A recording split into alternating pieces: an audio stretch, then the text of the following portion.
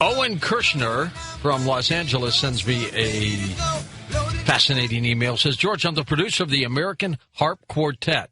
You can see us on Facebook. We've got a concert for May 21st in Long Beach, California. 4 virtuoso harpists playing together. It'll be amazing and mesmerizing. Sounds good, Owen. Good luck to you. Hope everything works out there.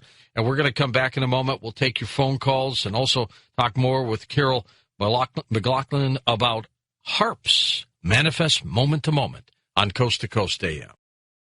And welcome back to Coast to Coast. We'll get to your calls and your stories in just a moment. Carrol McLaughlin with us, Manifest moment to moment. Tell me about the book, Carrol. The book is about following the part of you that has its truest desire. Tying it in with harp. You know, when I was a kid in Canada, there wasn't a want ad in the New York Times that said, wanted harpist healer. Apply. And so you can't just say, I want a Porsche, and if I have this Porsche, I'm going to be happy. Because if that's just what you think or what you think you should want or what somebody says is the definition of happy, you're going to get double whammied. You're not going to be happy, and you're going to be disillusioned. So what you need to do is go inside yourself, and we call it tools, not rules. You got to have education and exercises and ways to get in touch with what tickles your soul. And if what tickles your soul is playing harp, then even if you're in northern Canada, it's going to make you joyfully happy. So it's sort of Joseph Conrad's follow your passion, but you got to find your passion. You got to get in touch with it. So we teach intentionality, finding your soul mission, clearing blocks. That's huge for me. Trusting your intuition so that you're after your path and nobody told you how to get there.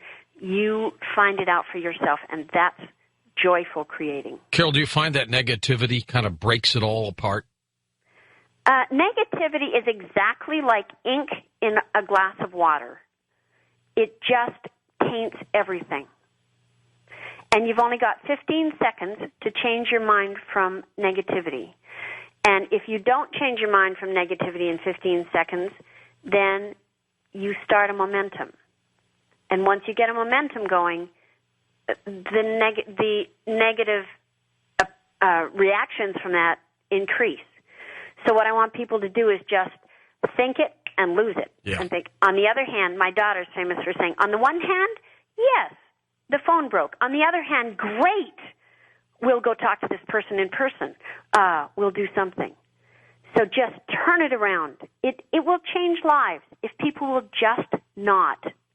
It's like somebody says to you, this toothpaste is, and I'm sorry, Chris, I'm not talking about toothpastes really, but this toothpaste can cause cancer. And the person says, I don't care. It's what I've done. It's in the habit I'm in. I'm going to keep doing it. No, if you knew that was harmful to you, you would throw it away in a second. So what we think is vibrational suicide. And so we got to toss it and implant something more positive that gets us towards what we want. Thank you for asking that. I obviously care a lot about it. Yeah, you do. When you travel, do you ship Bertha the harp? You know, for years I did. Dear Bertha, you asked about broken strings. So we got to South America. I think we had just played in Peru, and we were flying to Chile. And the harp didn't fit on the plane, so she had to go by truck. And it was an open truck, and it was really cold.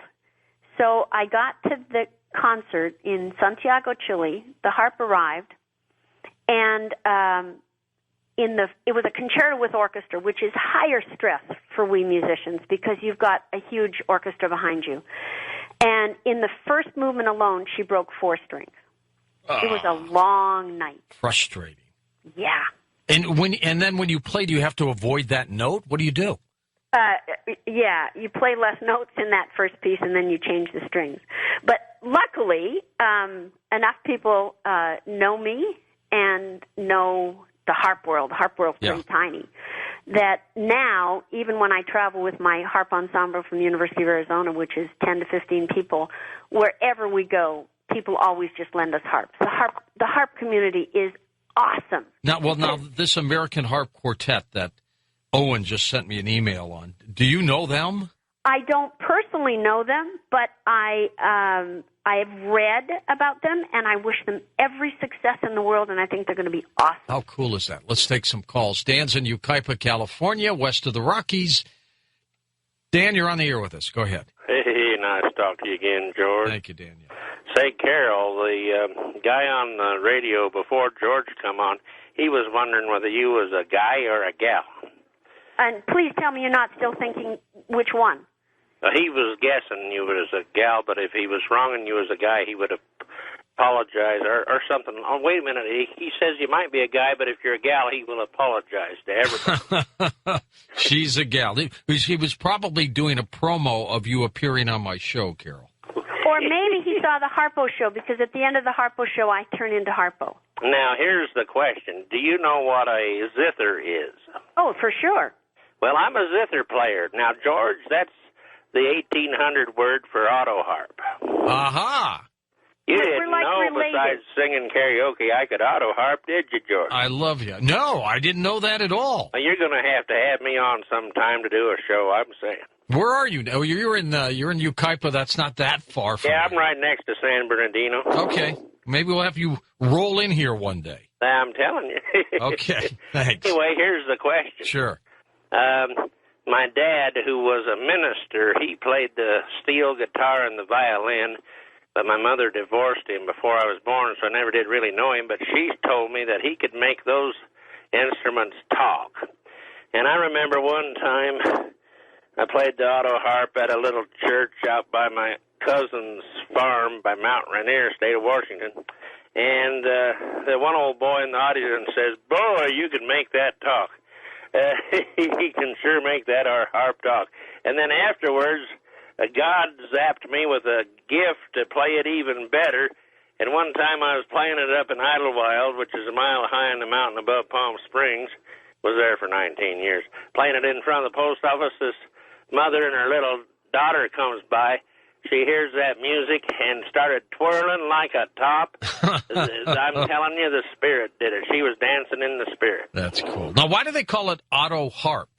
Well, it has a keyboard that makes the chord for you, so you press the key to make the chord. Aha. A little simpler than having to strum the strings like they do on the big harp. Yep. It's easier, in other words. Oh, sure. Absolutely. But it's the way you strum the strings, whether you're good or not. All right. Thanks, And Dan. one more quick thing. Oop. I was harping outside of Stater Brothers grocery store one time, and one of the box boys says, "Ooh, you're good." And a guy threw in a $20 bill. That's how good it was. You're on your way. All right. I want you to play for one split second, Carol, a little bit of Bertha. I assume she's still next to you, right? Yeah, she's right here. Okay. And actually, I think I'd like to play for you, George. All right. Here's your song. Here's my song. Here we go.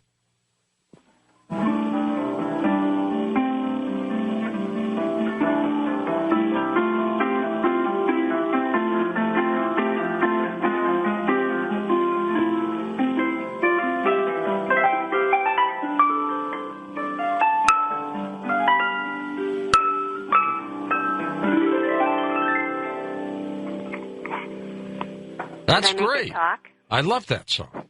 Yay. Good for you. Hey, remember the movie Somewhere in Time? Uh-huh. Is that a harp? Do they play a harp in that song? Oh, in the recording of it, In the recording, yeah. Yeah. I thought so. Yeah. That's another great one. Okay, Mary's in Traverse City, Michigan. Hello, Mary. Welcome to the program. Hi. Thank you so much for taking my call. You're welcome. It's good to hear you, George and Carol. I'm a professional violinist, and I've always wanted to be into the healing. So I have 3 questions for you, Carol. Yep. How do you tune into the vibration levels for healing? Let's go one at a time. Okay. Okay, so is it Mary? Yes. Yeah. Mary, what I need you to do is just start doing something like, do you do a daily meditation, or do you do something like that? Prayer, yes. Okay, so take some prayer time and just get in tune with your own being. You're like the instrument.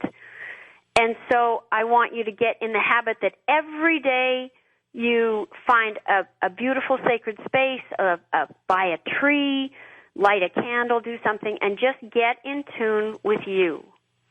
And then I want you to start thinking of those things in your life that absolutely make you feel amazing.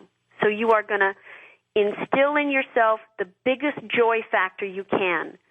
Now you go to your instrument and you let it be, and you just trust that you can heal. And when you're comfortable enough with that, you just start saying to people, I got a pal who's a healer who used to practice on her dog, and her dog just used to turn over on his back and put his tummy up and say, I'm in heaven. What's the second question? Are there exercises to train yourself to hear or feel the vibrations? And I think you kind of you did answered that one for me. Okay, so think of your violin. You know when it's out of tune. Right. Yeah, heavens. We all do. Okay, so lots of us human beings walk around out of tune. But it's not going to be tuned from outside. It's got to be tuned from inside.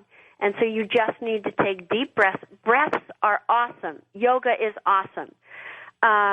Take deep breaths and say, I choose to be in tune this day. What do I need to do? Do I need to rest more?